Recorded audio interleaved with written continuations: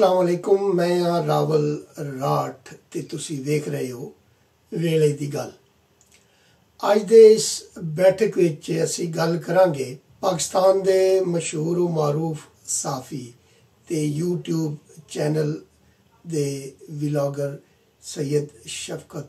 साडी इस deep state दे असल हुक्मरान किस हद तक हट धर्म ते अकल तो पैदल ने कि वो बोलन लगिया यह भी नहीं सोचते कि असी किथे की बोलना है ते किस जगह ते की फैसला लेना है।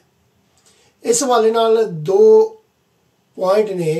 एक शफकत जी दा विलॉग जिहड़ा उन्होंने लेफ्टिनेंट जनरल रिटायर्ड सत्तार बारे कीता सी ते दूजा पॉइंट जिहड़ा है वो कल अदालत दे विच नैब दे प्रोसिक्यूटर ने शहबाज शरीफ ते चल रहे मनी लॉन्ड्रिंग ते करप्शन दे केस बारे।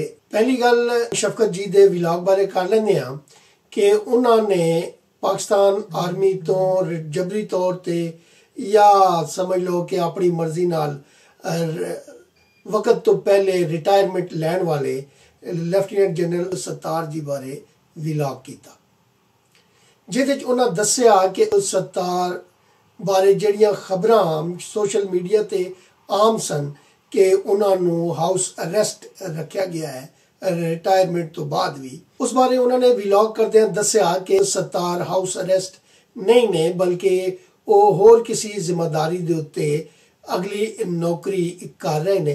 ये शफकत जी नूं किहड़ी मजबूरी सी कि उन्होंने जिहड़ा DGISPR दा कम सी या जिहड़े उन्हां दे तर्जुमान जिस तरह शेख रशीद, इरशाद भट्टी ते कामरान खान वगैरह किस्म दा जिहड़ा लाना है उन्हां दा कम उन्हां नूं करन दी किहड़ी मजबूरी दरपेश आई कि उन्हां ये विलॉग कीता। वो पिछे जे इस्लामाबाद गए तो इस्लामाबाद तो वापसी ते उन्होंने विलॉग करदियां दस्सिया कि उन्हां दी इस्टैबलिशमेंट दे विच जिहड़ी जान पहचान है उन्हां नाल मुलाकात हुई और फिर उन्हां अगे दी सारी स्टोरी उन्हां अपने विलॉग विच शेयर की, जिस दा लिंक मैं अपने इस विलॉग दे डिस्क्रिप्शन विच दे रहा। शफकत जी दे इस विलॉग नूं सुने बगैर ही दिफाई तज्जिया निगार जनरल शुएब होरां उहदे उत्ते टिप्पणी करदिआं की फरमाया,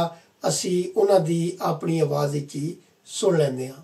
यूट्यूब के जो चैनल वगैरह बना के लोग बैठे हुए हैं उनको कोई लगाम नहीं। अभी मैं देख रहा था एक वीडियो क्लिप, वो कोई इमरान शफकत साहब है उन्होंने बनाई हुई है और वो धड़ाधड़ चलाई जा रही है, जिसमें सरफराज सत्तार साहब का कहा गया कि उनको गालिबन हिरासत में रखा हुआ है। जनरल सरफराज सत्तार ये सीनियर मोस्ट ऑफिसर थे और बाइज्जत तरीके से रिटायर होकर घर चले गए। तुसी अंदाजा लाओ कि इस बेखबरे शख्स ने वो सुनन दी ज़हमत ही नहीं की उन्हां दे विलॉग नूं और उहदे उत्ते शफकत जी नूं टारगेट करते हुए बयान दे दिता, जिस नूं शफकत जी इतना सीरियस लिया कि वो दिल दे मरीज बन गए। इसका कारण की है क्योंकि इंज दे दिफाई तज्जिया निगार सिर्फ अपनी डीप स्टेट नूं टारगेट देंदे ने और डीप स्टेट जिहड़ी है वो बिना सोचे समझे बिना कोई तहकीक कीते इंज दियां टारगेट्स नूं फिर या ते नादरन एरिया दी सैर करा देंदी है ते या फिर वो बकौल हिलरी क्लिंटन अगले जान पहुंचा देंदी है। इन्हां लोकां दी दिमागी हालत यह हुंदी है कि ये बिना सोचे समझे फैसला कर लेंदे ने। जिंज किसी भी बंदे दा फेस इन्हां नूं चंगा नहीं लगदा ते फिर उस बंदे दी हर वो गल चाहे वो कितनी माकूल क्यों ना होवे इन्हां दे हक जांदी होवे या मुखालिफ उस बारे अपनी राय कायम कर लेंदे ने और फिर वक्त आन ते उस नूं नुकसान पहुंचाने वास्ते इसी तरह टारगेट कर देंदे ने। यह है दुनिया दी डीप स्टेट पाकिस्तान विच मीडिया दी आज़ादी दा एक सबूत कि इस दे खिलाफ बोलना तो जुर्म है, इस दे हक विच बोलना भी खतरे तो खाली नहीं। हुण दूजे बन्ने कल अदालत विच चल रहे केस यानी शहबाज शरीफ के खिलाफ जिहड़ा केस चल रहा है मनी लॉन्ड्रिंग ते करप्शन दा, ਉਸ ਦੇ ਹਵਾਲੇ ਨਾਲ ਨੈਬ ਦੇ ਪ੍ਰੋਸੀਕਿਊਟਰ ਨੇ ਜਦੋਂ ਆ ਕੇ ਆਪਣੇ ਦਲਾਇਲ ਸ਼ੁਰੂ ਕੀਤੇ ਤੇ ਅਦਾਲਤ ਦੇ ਮੁਅੱਜ਼ਜ਼ ਜੱਜ ਨੇ ਉਹਨਾਂ ਨੂੰ ਰੋਕਦੇ ਹੋਏ ਉਹਦੇ ਉੱਤੇ ਰਿਮਾਰਕਸ ਦਿੱਤੇ ਕਿ ਕੀ ਤੁਸੀਂ ਇਸ ਹਵਾਲੇ ਨਾਲ ਜਸਟਿਸ ਫਾਇਜ਼ ਈਸਾ ਦੇ ਕੇਸ ਦਾ ਫੈਸਲਾ ਪੜ੍ਹਿਆ ਹੈ? ਤੇ ਮੌਸੂਫ ਫਰਮਾਉਂਦੇ ਨੇ ਕਿ ਮੈਂ ਨਹੀਂ ਪੜ੍ਹਿਆ, ਜਿਹਦੇ ਉੱਤੇ ਅਦਾਲਤ ਵੱਲੋਂ ਦੁਬਾਰਾ ਰਿਮਾਰਕਸ ਦਿੱਤੇ ਗਏ ਕਿ ਯਕੀਨਨ ਤੁਸੀਂ ਨਹੀਂ ਪੜ੍ਹਿਆ, ਅਗਰ ਪੜ੍ਹਿਆ ਹੁੰਦਾ ਤੇ ਅੱਜ ਤੁਸੀਂ ਅਦਾਲਤ ਵਿੱਚ ਇਹ ਬਿਆਨ ਨਾ ਦੇ ਰਹੇ ਹੁੰਦੇ, ਕਿਉਂਕਿ ਉਸ ਫੈਸਲੇ ਦੇ ਵਿੱਚ ਸੁਪਰੀਮ ਕੋਰਟ ਵੱਲੋਂ ਮਨੀ ਲਾਂਡਰਿੰਗ ਦੇ ਹਵਾਲੇ ਨਾਲ ਜਿਹੜੀ ਤਸ਼ਰੀਹ ਕੀਤੀ ਗਈ ਹੈ ਉਸ ਬਾਰੇ ਤੁਸੀਂ ਕੋਈ ਜਾਣਕਾਰੀ ਰੱਖਦੇ ਹੀ ਨਹੀਂ। ਸਾਡੀ ਡੀਪ ਸਟੇਟ ਨੇ ਕਦੇ ਵੀ ਕਾਨੂੰਨੀ ਤੌਰ ਤੇ ਕੋਈ ਕੰਮ ਨਹੀਂ ਕੀਤਾ, ਇਹਨਾਂ ਹਮੇਸ਼ਾ ਆਪਣੀ ਪਸੰਦ ਤੇ ਨਾਪਸੰਦ ਤੇ ਕੰਮ ਕੀਤਾ। ਇਸ ਹੱਦ ਤੱਕ ਕਿ ਇਸ ਡੀਪ ਸਟੇਟ ਦੇ ਲੀਗਲ ਡਿਪਾਰਟਮੈਂਟ ਦੇ ਇੱਕ ਰਿਟਾਇਰਡ ਕਰਨਲ ਰਹੀਮ ਸਾਹਿਬ ਜਿਹੜੇ ਸੁਪਰੀਮ ਕੋਰਟ ਦੇ ਵਿੱਚ ਬਹਿਸੀਅਤ ਵਕੀਲ ਅੱਜ ਕੱਲ੍ਹ ਪ੍ਰੈਕਟਿਸ ਕਰਦੇ ਨੇ, ਉਹਨਾਂ ਨੇ MJ TV ਦੇ ਮਤੀਉੱਲਾ ਜਾਨ ਨੂੰ ਇੰਟਰਵਿਊ ਦਿੰਦੇ ਹੋਏ ਇੱਕ ਸਵਾਲ ਦਾ ਜਵਾਬ ਦਿੰਦਿਆਂ ਦੱਸਿਆ ਕਿ ਕਿਸ ਤਰੀਕੇ ਨਾਲ ਉਹਨਾਂ ਕਾਨੂੰਨੀ ਰਾਏ ਦਿੱਤੀ ਆਪਣੇ ਉਸ ਵਕਤ ਦੇ ਬਾਸ ਨੂੰ,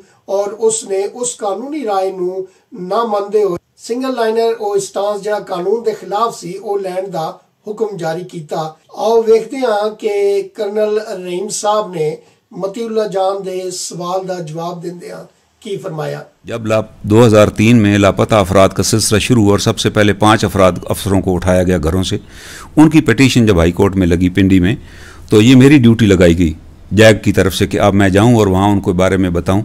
जजेस ने पूछा इनका क्या इनके जुर्म है, तो मुझे मेरे जो बास से उस वक्त ब्रिगेड जैग, उन्होंने मुझे कहा कि आप सिंपल स्टेटमेंट दें कि they are involve in anti state activities. I refused. मैंने कहा no sir, they are not involve in any, आप मुझे बताएं कौन सी एक्टिविटी है। उन्होंने कहा ये मुझे ऊपर से ऑर्डर मिला, मुशर्रफ का ज़माना था। मैंने कहा जिसने ऑर्डर दिया वो खुद चला जाए या आप चले जाएं। मुझे उस मनसब से रिमूव कर दिया गया उसी वक्त ही। उन्होंने कहा ठीक है आप अपॉइंटमेंट छोड़ दें, आपको हम किसी और जगह भेज रहे हैं। मैं भेज दिया। ਤੁਸੀਂ ਵੇਖਿਆ ਕਿ ਉਹ ਆਪਣੀ ਜੈਗ ਬ੍ਰਾਂਚ ਦੇ ਇੱਕ ਇੰਤਹਾਈ ਕਾਬਲੇ एहतराम रुकन ਦੀ ਕਾਨੂੰਨੀ ਰਾਏ ਨੂੰ ਕਿਸ ਤਰ੍ਹਾਂ ਮੁਸਤਰਦ ਕੀਤਾ। ਹੁਣ ਸਾਡੀ ਇਸ ਪਾਕਿਸਤਾਨ ਦੀ ਜਿਹੜੀ ਡੀਪ ਸਟੇਟ ਹੈ ਇਸ ਦੇ ਹਵਾਲੇ ਨਾਲ ਦੀ ਸੁਪਰ ਪਾਵਰ ਜਿਹੜੀ ਇਸ ਹੱਦ ਤੱਕ ਇਖਤਿਆਰ ਰੱਖਦੀ, ਸਰਬਰਾਹ ਨੂੰ ਮੁਕਰਰ ਕਰਨ ਲੱਗਿਆਂ ਹੁਕਮਰਾਨਾਂ ਨੂੰ ਬਾਕਾਇਦਾ ਆਪਣੀ ਐਡਵਾਈਸ ਭੇਜਦੀ ਹੈ। ਉਸ ਸਟੇਟ ਦੀ ਇੱਕ ਇੰਤਹਾਈ ਤਾਕਤਵਰ ਤਰੀਨ ਸਾਬਕ ਵਜ਼ੀਰ ਖਾਰਜਾ ਤੇ ਇੱਕ ਵਾਰ ਦੀ ਸਦਾਰਤੀ ਉਮੀਦਵਾਰ ਹੈਲਰੀ ਕਲਿੰਟਨ ਕੀ ਫਰਮਾਂਦੀ ਹੈ, ਤੁਸੀਂ ਸੁਣੋ ਉਹਨਾਂ ਦੀ ਗੱਲ ਤੇ ਮੈਨੂੰ ਦਿਓ ਇਜਾਜ਼ਤ। ਜਿਉਂਦੇ ਰਹੇ ਤੇ ਫਿਰ ਮਿਲਾਂਗੇ।